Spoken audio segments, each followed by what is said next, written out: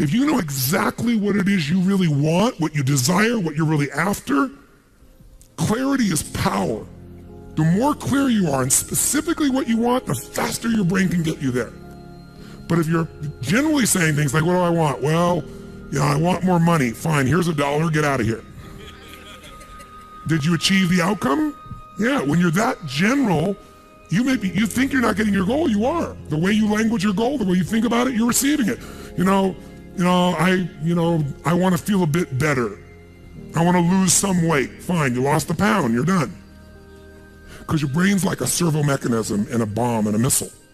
The old days, you shoot a missile and the target was going, and if you missed the trajectory, you missed it. Today, what happens when the missile's not on course? What happens?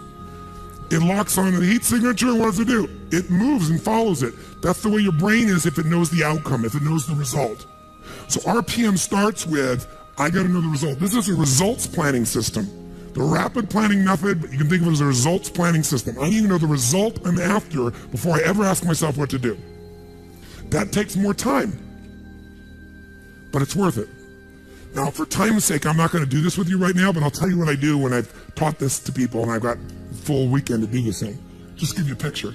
If I asked you right now to write out your name, your full name. Now, some of you abbreviate your signature, but write out your full name in cursive.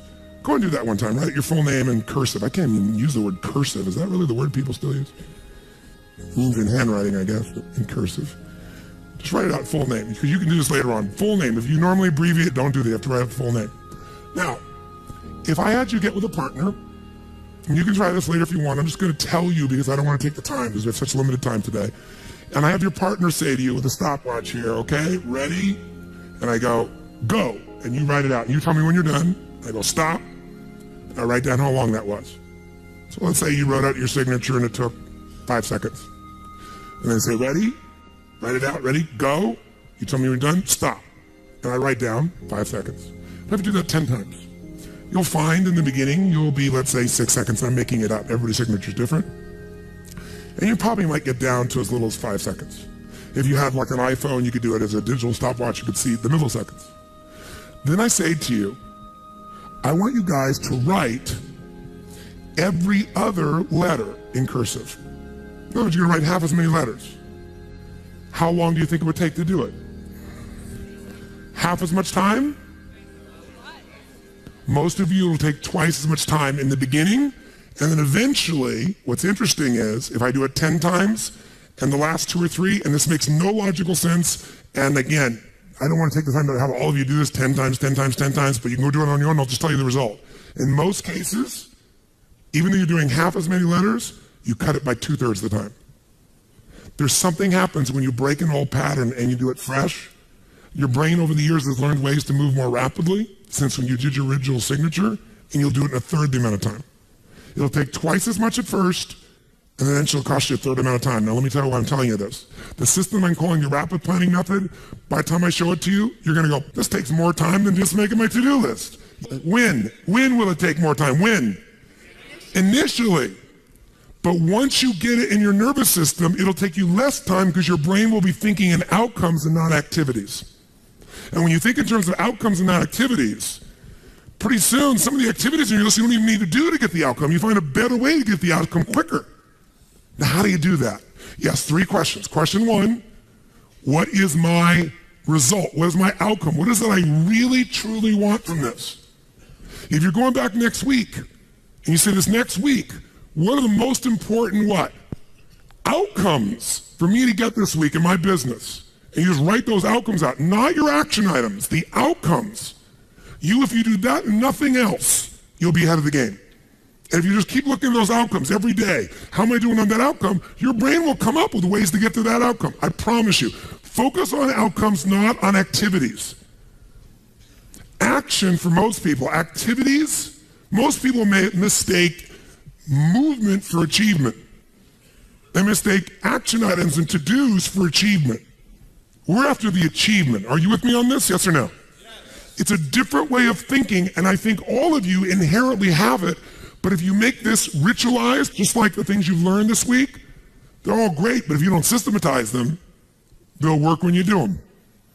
But if you systematize them, right, And you see like Mr. Hallman here, where he goes in and just does it and makes sure it's being done again, or what you've seen Chet do, or what I do. You just do it over and over again, you don't miss it. Now the results are geometric. So I want to get you to systematize the thinking, whether you do it visually the way I'm going to show you or not. So, first question, what's the result I'm after? What's the ultimate result? What do I want out of this week, out of this thing, out of my business, out of my life, for my body? And you want to be as what as possible when you describe that outcome, that result. As what? As clear and specific as possible.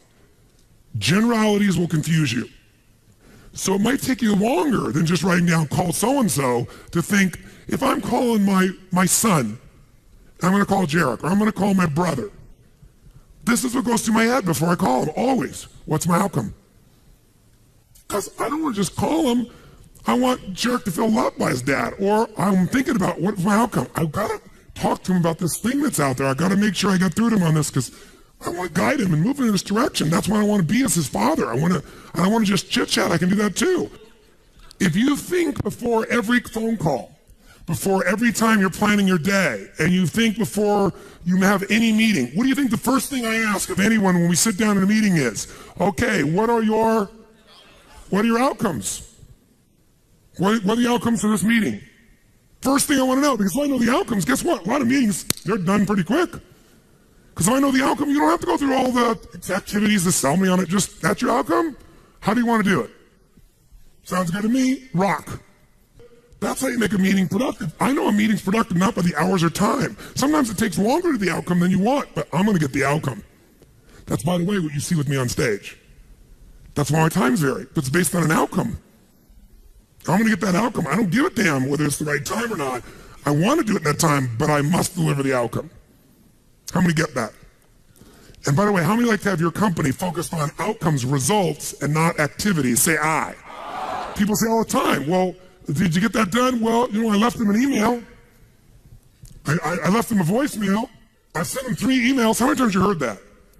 When that happens with me, I'm like, but I don't show it. I just like, really? Wow, that's fascinating. We'll explain about our culture. It's about getting the result.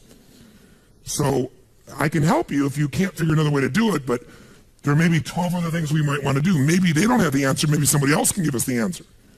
The outcome was to get this information, not to leave an email or 12 or 3 voicemails. That will not do any of us any good.